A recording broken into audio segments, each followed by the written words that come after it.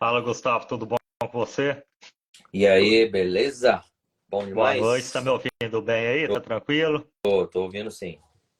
Beleza, Gustavo, obrigado, viu? Obrigado por essa oportunidade, esse tempo aí que você tá dedicando aqui, viu? No Instagram, depois vou estar jogando esse vídeo lá no meu canal, né? Canal do Mantena, contando um pouquinho da sua história aí. Sou fã do seu trabalho, viu? Acompanho tem muito tempo. Primeira vez que eu te vi, se eu não me engano, foi no programa do Ratinho. Eu era Pode ser. adolescente, eu tinha uns 12 anos mais ou menos, eu lembro que eu te vi lá. Então, muito obrigado, viu? Para mim é uma honra estar fazendo essa live com você. Não fala assim, você não vai entregar minha idade, cara. Entregar. Obrigado, viu? Obrigado a todo mundo que tá entrando na live aí. Gustavo, queria que você falasse um pouquinho lá do seu início, né? Quando começou a surgir esse interesse seu aí pela arte, né? Do ilusionismo, a mágica, né? Quando a gente chamava popularmente, antigamente, né? Como que começou seu interesse por isso aí? Então, cara, comecei a me interessar pela mágica, eu tinha, sei lá, 7 para 8 anos de idade quando eu vi mágico pela primeira vez na televisão. E aquilo ali meio que me prendeu a atenção, né? O mágico fazia coisas absurdas, desaparição, levitação, coisas assim que realmente me chamou muita atenção. E eu meio que me intriguei com aquilo de uma certa forma diferente do que as pessoas geralmente se intrigam, né? Geralmente as pessoas ficam intrigadas aí para saber o segredo só, ou para descobrir, querer descobrir, enfim. Eu não, eu queria saber como fazer aquilo ali, porque eu queria fazer igual. Essa era a diferença. E aí, cara, comecei a me interessar de uma forma assim absurda. Comecei, lembro que eu falei pro meu avô, falei, vô, eu quero fazer isso. Meu avô até virou para mim e falou: se você quer fazer isso, você tem que acreditar e fazer acontecer, porque ninguém vai fazer por você. Eu acho que ele meio que já previa como é que ia ser aí a caminhada, né? Porque para ser artista no Brasil realmente não é fácil. E, enfim. E aos 9 anos de idade eu ganhei meu primeiro kit de mágica. Comecei a brincar com isso. E aos 12 anos eu subi no palco pela primeira vez para fazer mágica profissionalmente, digamos. Por que profissionalmente? Porque foi a primeira vez que eu recebi um cachê para fazer um show, aos 12 anos. E aí, a partir daí, nunca mais parei.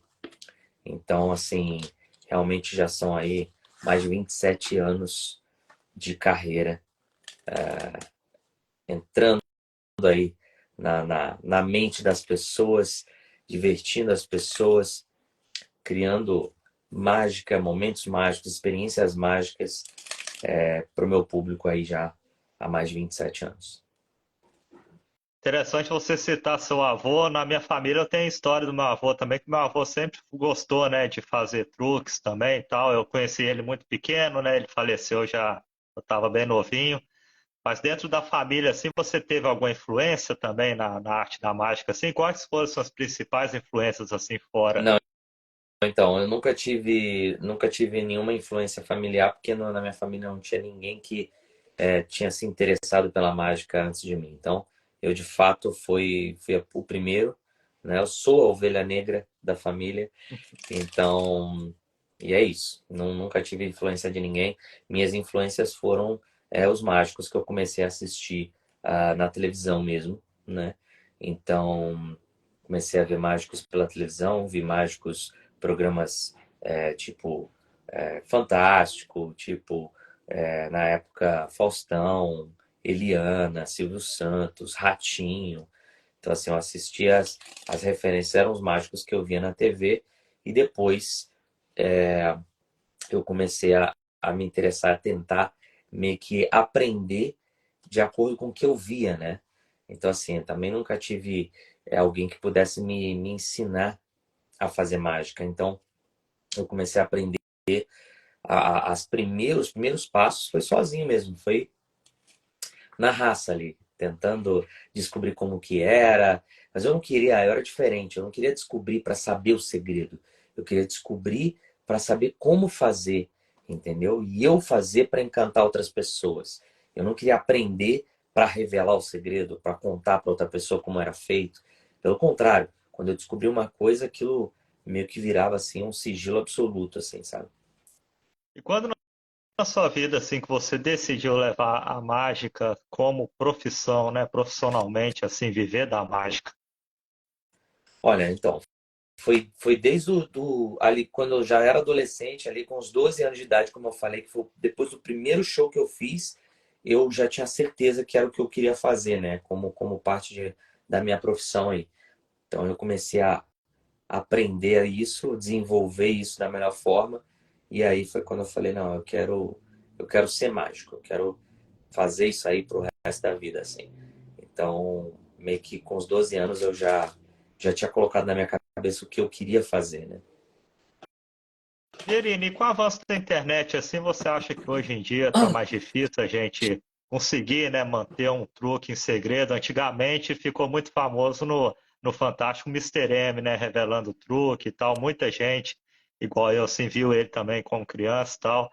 Você acha que hoje está mais difícil conseguir manter um truque em segredo, com tanto de acesso que a gente tem hoje a vídeos, né, no YouTube, a gente mesmo botar vendo mais de uma vez, né? A gente fala a gente não, né? Os mágicos falam que a mágica a gente geralmente só faz uma vez, né? E com a internet a gente pode ver quantas vezes quiser, né? Você acha que deu uma dificuldade isso aí? Então, na realidade, isso meio que forçou os mágicos a renovarem, né? A se reinventarem, a criar métodos e princípios e técnicas e coisas diferentes, né?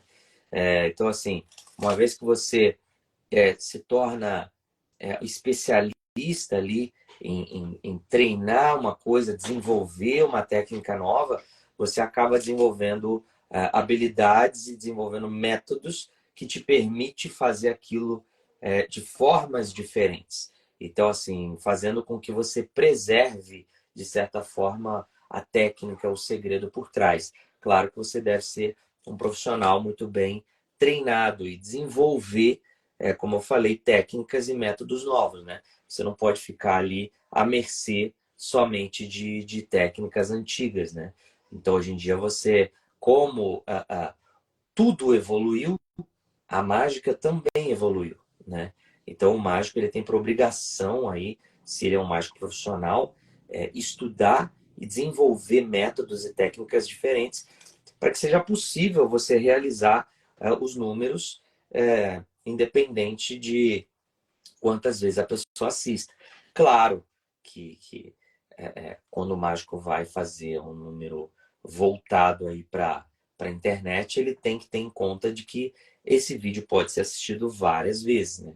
E hoje em dia muitos mágicos pensam nisso antes de gravar um número, de postar um número, né? Eu mesmo fico aqui pensando, elaborando, vendo, será que esse número vai ser legal, vai ser interessante para a internet? Então, eu fico nesse pensamento sempre antes de fazer uma postagem, né?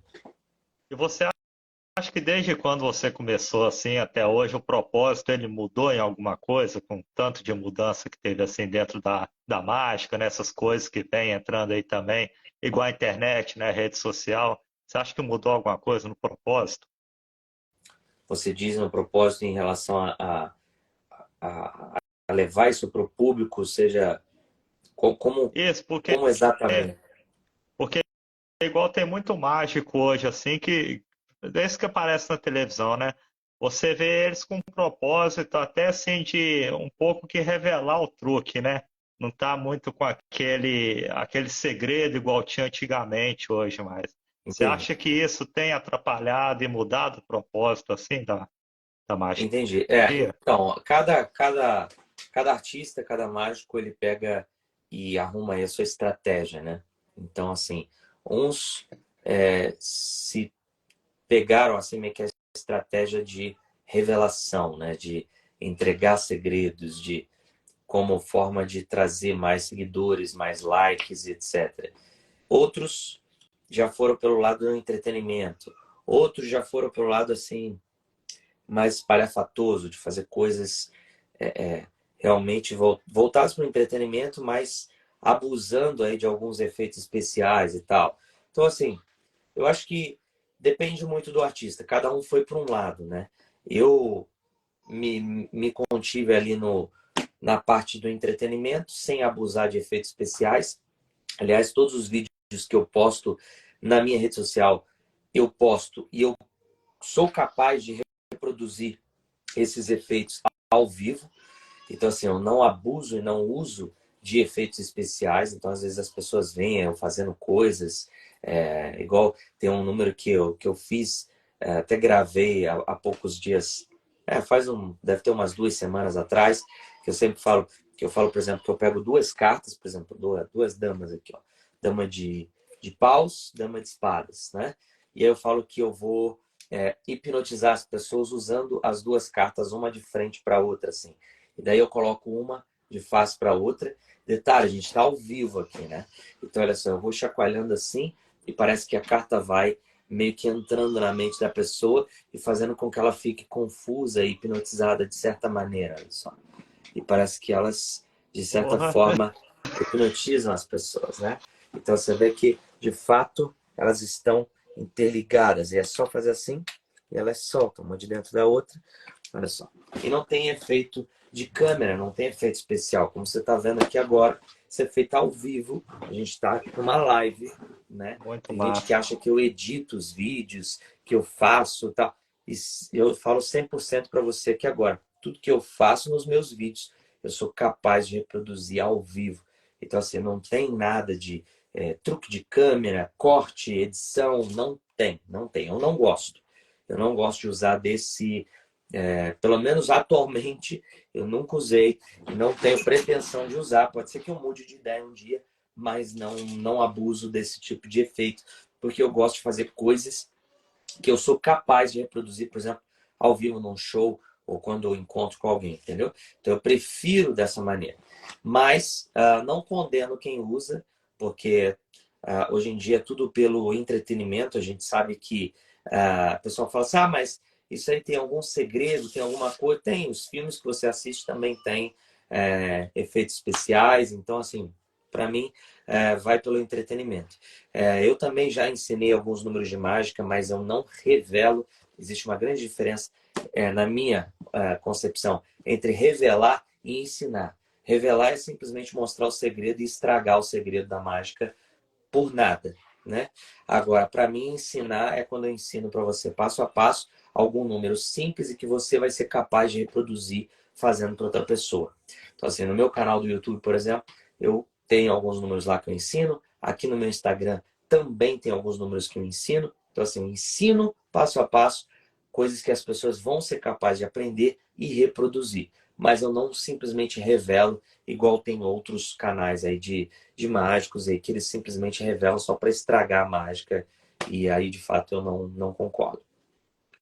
Gustavo, e dentro da mágica, assim, do ilusionismo, né? Qual que é a modalidade, assim, que você acha mais difícil hoje para quem quer aprender, né? Tem o mentalismo, essa que você fez aí, no caso, é o close-up, né? Que vocês chamam, se eu não É. me engano, que é feito assim, ao olho nu, né? Ali perto do espectador. Qual que é o que você acha, assim, mais difícil hoje? Você especializou muito no mentalismo também, né?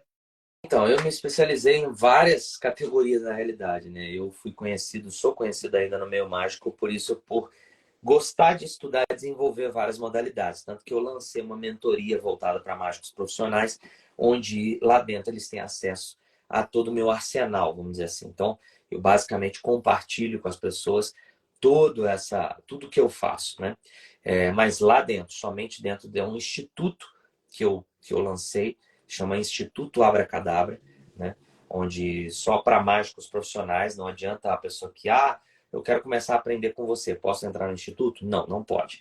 Então, assim, para começar lá dentro, precisa ter algum conhecimento de mágica já, porque lá dentro tem coisas muito profissionais, muito profundas, coisas que as pessoas precisam de fato já ter uma iniciação. Mas eu também tenho o lado, as pessoas que querem começar a fazer mágica, eu também tenho um curso de mágica para iniciantes, onde eu mostro coisas até mais elaboradas, só que coisas que as pessoas vão ser capazes de reproduzir, né? Então, assim, eu me especializei em mágica. Então, assim, eu já fiz um pouco de tudo dentro da mágica, né? Eu já fiz até grandes ilusões, né? Aquelas ilusões de entrar em caixas, amarrados, aparecer em outro lugar. Eu já cheguei a fazer isso também, há muitos anos atrás. Então, assim, eu me especializei em fazer um pouco de tudo, né? Eu fui estudando um pouco de tudo, vamos dizer assim. né? Então, assim, uma coisa que eu sou especialista, que eu gosto muito de fazer, são números de mentalismo. Isso eu sempre gosto muito de mentalismo. Isso é uma coisa que eu me especializei. E o mentalismo, eu comecei a me interessar muito vendo coisas que eu via que era diferente, né? Dentro do mentalismo eu vi várias coisas assim, interessantes, coisas que mexiam com a mente das pessoas, né? Depois eu comecei a estudar, dentro do mentalismo eu comecei a ver muitas coisas, por exemplo, que envolve até mesmo cartas de baralho, por exemplo, né? Então eu me tornei também especialista em cartas, né? Um especialista em cartas no sentido de usar qualquer tipo de baralho, obviamente, né? Então, quando você estuda cartas, a gente chama de cartomagia, ou e combina, por exemplo, mentalismo e cartomagia, você se torna um especialista em entender comportamentos, por exemplo, né? Eu gosto de jogar cartas, por exemplo, né? Jogar jogos de cartas. Tudo. Blackjack, poker, sei lá, tranca, qualquer tipo de jogo de carta, por exemplo, Uhum. né? Buraco, enfim. E eu percebi que as pessoas têm comportamentos diferentes quando jogam cartas, né? Eu comecei a analisar pessoas, comecei a entender como as pessoas pensam, como elas se comportam em relação a jogo, principalmente, né?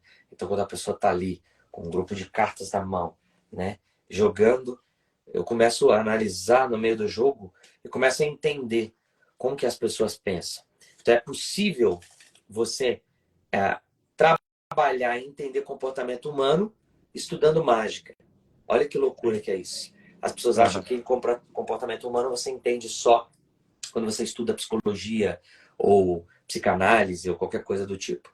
Estudando mágica, estudando mentalismo, estudando cartomagia, estudando técnicas de mágica, você consegue entender o comportamento humano, né? É muito doido isso quando você começa a pensar nisso. Mas, por exemplo, quer ver? Vou testar uma coisa com você, pode ser? Beleza, Olha claro. só. Deixar claro, óbvio, que não tem nada combinado aqui. Porque senão as pessoas, mas será que ele combinou com. Não, não faz o menor sentido combinar com as pessoas, tá? Tudo que eu faço no meu show, como eu falei, é 100% legítimo. Não combino nada com ninguém, porque não faz sentido isso. Se eu falar para você aqui que eu tenho mais de 27 anos de carreira, mas o que? 27 anos combinando com as pessoas, não faz sentido nenhum, É. tá certo? Na minha carteira, por exemplo, eu carrego comigo aqui algumas coisas bem quentes, assim, né? Mas na verdade, meus cartões, documentos e aqui uma carta de baralho, tá certo? Isso aqui é para mostrar para você como que o nosso comportamento ele é, de certa forma, manipulável, talvez, né? Isso foi uma coisa que eu fui percebendo quando eu comecei a jogar cartas com mais intensidade. De fato, eu comecei a estudar mesmo jogos com cartas e coisas profundas e entender como que as pessoas pensam e qual que é o padrão que as pessoas vão levando em certos momentos. Eu vou deixar essa carta aqui, ó. Não sei se dá para ver aqui, não. Eu vou deixar aqui na frente desse Isso. envelope aqui, ó. Pronto. Dá pra ver isso. Porque ali você vai ver que eu não vou encostar, não vou manipular, não vou tirar da visão. Então essa carta vai ficar ali, ela tá dobrada ali o tempo todo. Ninguém vai encostar aqui, isso não é uma miragem, é de fato uma única carta que está encostada aqui. E o que acontece? Eu quero que você imagine que aqui na minha mão tem um baralho, eu divido ele assim, e esse aqui é o grupo que a gente vai usar. Pode ser números ou pode ser as figuras. Você decide. Os números ou as figuras? Seguras. Figuras. Então a gente vai usar as figuras, é isso? Então, Isso. imagina que na sua frente tem valete, dama e rei. As três figuras do baralho. Seu trabalho é virar uma delas de face para baixo. Qual delas você vira de face para baixo? Valete. Valete. Uma pergunta importante. Você quer mudar de ideia, sim ou não? Não. Não, Você tem certeza? Eu tem. pergunto porque sempre as pessoas depois ficam pensando, mas se eu tivesse mudado de ideia, você poderia, mas você disse que não. Aham. Valete. Não. Olha só. O valete, ele é só um valete por enquanto. Mas imagina que aqui na minha mão eu puxo aqui no ar assim, ó. Isso aqui é tudo sua imaginação. Tem 4 balões aqui, balões com gás hélio, então eles estão flutuando, né? Tem 2 balões pretos e 2 balões vermelhos. Com a minha mão direita, eu tiro 2 balões aqui, ó, da mesma cor. Que cor que eu tirei aqui? Pretos ou vermelhos? Vermelho. Ó, quase que eles me levam embora, viu? Você demorou quase, saiu quase de cena. Vermelhos, é isso? Então, Vermelho. vermelhos eu tenho aqui copas e ouros. Imagina que agora você vai estourar um deles. Ou copas ou ouros. Qual você estoura? Ouros. Ouros. Vai embora. Então ficou apenas o balão de copas e a carta que você falou que foi o valete, é isso? Valete. Então, valete de copas. Poderia ter sido qualquer carta, você concorda comigo? Você poderia ter Concordo. falado do número, sei lá, As, 2, 3, 4, 5, qualquer carta. Das figuras, poderia ter sido dama, poderia ter sido rei, poderia ter sido de espadas, de paus, de ouros, e você decidiu valete de copas, ou seja, uma decisão em 52. Lembra que eu falei que é possível analisar e entender o comportamento humano num ponto absurdo? Você joga cartas? Pouco. Já joguei pôquer. Já jogou poker. Então Pôquer. você sabe mais ou menos como blefar, né? Sei. E essa carta estava ali o tempo inteiro. E eu não vou blefar com você. Eu vou mostrar para você exatamente a realidade. Que essa carta que ficou o tempo inteiro ali era justamente o valete de copas. Top. Não tem explicação, né? É muito De louco isso cinquenta aí. e duas opções, de 52 possibilidades, quando você entende o comportamento humano, é quase como se você pudesse de fato prever o que vai acontecer ou as escolhas que as pessoas vão fazer, né? Muito doido isso, né? Muito doido. E ao vivo, né? A gente, igual você, eu nem tinha te pedido para fazer truque, né? A gente não combinou nada e Exatamente. muito louco Exatamente. isso aí. Gustavo, tem uma pergunta muito boa aqui. Deixa eu ver aqui só quem que fez ela, só para eu lembrar aqui. Sena Carlos, conte uma experiência sobrenatural que você já passou. Você já teve alguma coisa assim que você viu dentro do ilusionismo que mexeu assim com o seu lado espiritual, que te deixou meio confuso? Olha, no ilusionismo não. Eu já tive experiências assim estranhas, tá? E várias assim. E de fato, sei lá. Eu até tenho um pé atrás assim de contar que às vezes as pessoas acham que é mentira, que de fato que isso não aconteceu e tal. Mas eu já tive várias experiências assim. Uma delas, sempre que eu encontrava com um amigo meu, Giovanni e tal, a gente conversava sobre coisas assim sobrenaturais, mas sempre que a gente conversava sobre coisas sobrenaturais, ou falava sobre extraterrestres, sobre alienígenas em geral e tal, é, sobre OVNIs, quando falava sobre, acontecia sobre isso nas mídias e tal, na época era a televisão, a gente via muito, e sempre que a gente via isso e começava a comentar sobre isso, acontecia alguma coisa. Sempre acontecia alguma coisa estranha, de verdade. E eu me lembro uma vez eu estava na verdade foi no quintal da casa dele.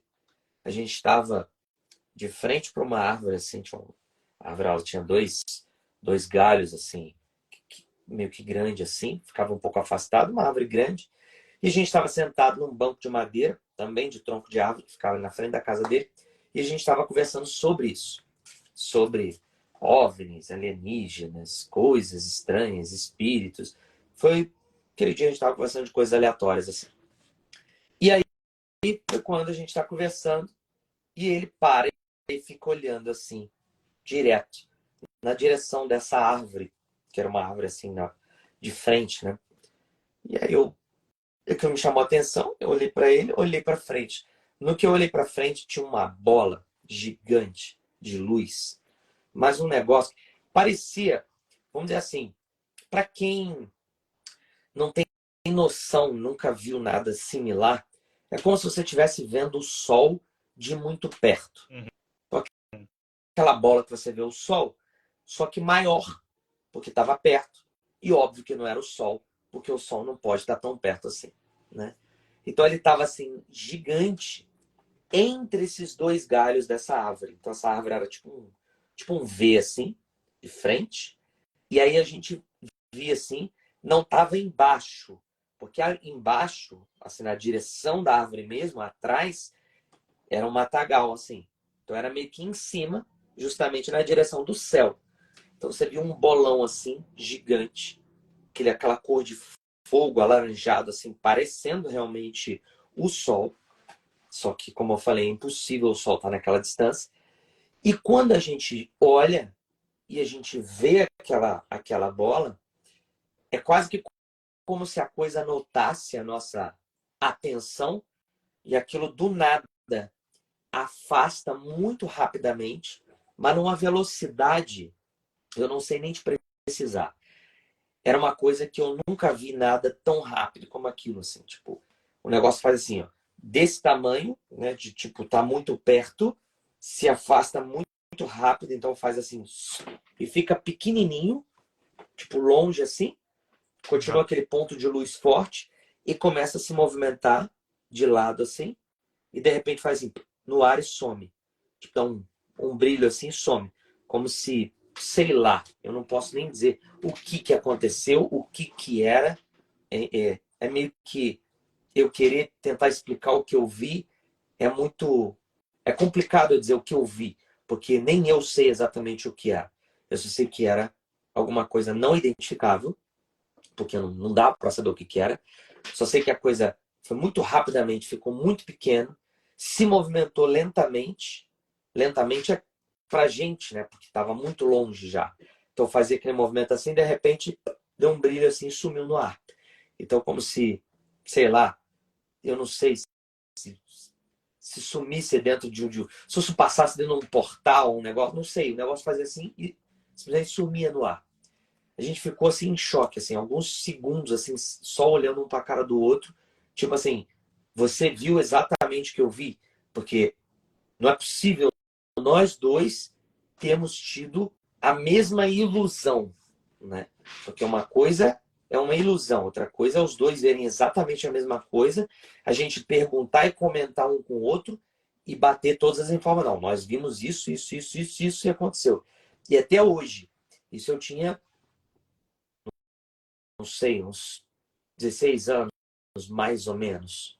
E até hoje, se eu encontro com ele e pergunto assim, o que você viu aquela noite? Ele me explica e bate exatamente com a mesma descrição que eu estou te fazendo aqui agora. Outro dia eu mandei uma mensagem para ele no Instagram, que hoje a gente não mora mais tão perto. Ele mora numa cidade vizinha aqui. E eu mandei uma mensagem para ele e falei assim, Giovanni, se eu te perguntar para você o que aconteceu aquele dia que a gente estava sentado naquele tronco de frente para aquela árvore, o que você viu? E ele descreveu exatamente o que eu acabei de escrever para você aqui. Eu falei, cara, então não pode ser uma ilusão, não pode ser uma alucinação. De anos permanecer a mesma alucinação para os dois, a mesma história, entendeu? Não é que eu falei para ele ou ele falou para mim, vamos contar essa história. Não, a gente não ia nem contar isso para os outros. Eu até, esses dias, eu acho que foi a mesma pessoa que fez essa pergunta aí, ela me perguntou isso na minha caixinha de perguntas lá no meu Instagram. E eu falei que um dia eu ia falar sobre algumas experiências e tal, e uma delas era essa. E aí, quando eu falei isso, eu respondi a caixinha de perguntas, o Giovanni, meu amigo, me escreveu em inbox, falou assim, cara, não fala sobre isso. Tipo assim, porque ele fala que ele tem uma teoria de que toda vez que a gente conta ou fala sobre esses fenômenos, acontece outros fenômenos, entendeu? É. Então, assim... E depois disso, quando eu cheguei na minha casa, no dia seguinte, aconteceu outras coisas que eu vou deixar para outra vez. Mas, assim, aconteceu algo bem sinistro, assim, envolvendo o meu avô, né? Que o meu avô já tinha falecido, né? E ele, antes de falecer, ele morou no meu quarto, né? Eu não morava no meu quarto, eu cedi o meu quarto para o meu avô, quando na época ele estava um pouco doente e tudo mais. E o meu avô faleceu. E nessa vez que aconteceu essa experiência que nós vimos, essa bola de luz e que sei lá o que era, no dia seguinte eu fui descobrir que era aniversário de falecimento do meu avô. Então, tipo assim, teve uma conexão meio estranha ter acontecido aquilo na noite anterior. E no dia seguinte aconteceu umas coisas que minha mãe me perguntou, umas coisas que eu não vou falar aqui hoje, mas aconteceu dentro de casa. E até minha mãe me perguntou, ah, Gustavo, você fez alguma coisa assim assim? Mexeu em tal coisa assim assim? E eu falei, não, não mexi em nada. Cheguei em casa, deitei para dormir e eu acordei com ela me acordando, perguntando sobre isso. Então, assim, e aí eu fui descobrir depois que era aniversário de falecimento do meu avô. E aquilo que aconteceu tinha relação direta com meu avô. Por isso que minha mãe estava um pouco, até um pouco eufórica, assim, um pouco, sabe, sem entender. E aí ela ficou mais sem entender ainda quando ela descobriu que eu não tinha menor noção do que aquilo estava acontecendo. E aquilo tinha uma ligação direta com meu avô, assim. Então foi outra experiência seguida, assim, no dia seguinte. Outra experiência paranormal, assim, estranha. Então, assim, eu já tive algumas, assim, né? Eu tive algumas recentes agora também, faz sei lá, um ano, mais ou menos, um ano e Aham. pouco. Mas que eu vou deixar para uma próxima aí. Mas foram acontecendo coisas esquisitas, assim. Pra gente finalizar essa pergunta aí, me trouxe uma dúvida que eu já tenho bastante tempo também, né? Essa questão de crença, se você quiser falar por você ou falar de modo geral, né, seus amigos mágicos e tal, dentro do grupo de vocês, assim, como que é essa questão de crença? Questão de religiosidade também, como que funciona isso? Então, é como toda profissão. Não tem um segmento. Então, dentro da minha profissão tem evangélicos, católicos, ateus, agnósticos, espíritas, não tem uma religiosidade. A religião não tem conexão com a mágica. Ah, sim. Então, é zero. Então, assim, cada mágico tem a sua crença, cada mágico desenvolve sua espiritualidade da forma que lhe convém. Então, não tem Aham. ligação mágica e religião, não. Mas, Gustavo, quer divulgar alguma coisa? Quero te agradecer muito de novo, viu? Para mim foi uma oportunidade top, igual eu falei, sou fã do seu trabalho, né? Muito obrigado mesmo, viu? Quer divulgar algum trabalho? Quer passar a rede social que eu vou estar postando lá no YouTube, né? Aqui o pessoal tá vendo sua rede, mas quem tiver lá, né? Se você quiser falar ela aqui no vídeo, vou Então, estar quero colocando na sim, quero descrição do sim, quero vídeo também. divulgar, falar sobre o Instagram, né? O Instagram é @Vierini, né? Tá aí, o pessoal que não me segue já pode seguir lá. E no YouTube também eu tenho um canal, é só buscar lá Gustavo Vierini. Gustavo Vierini é assim que se escreve, né? Antes que o pessoal. Aqui ele tá espelhado, mas eu vou estar Ah, colocando na descrição assim, também do, é do só vídeo lembrar que direitinho, é só o Vierini, pessoal ver. Vierini é com I no final.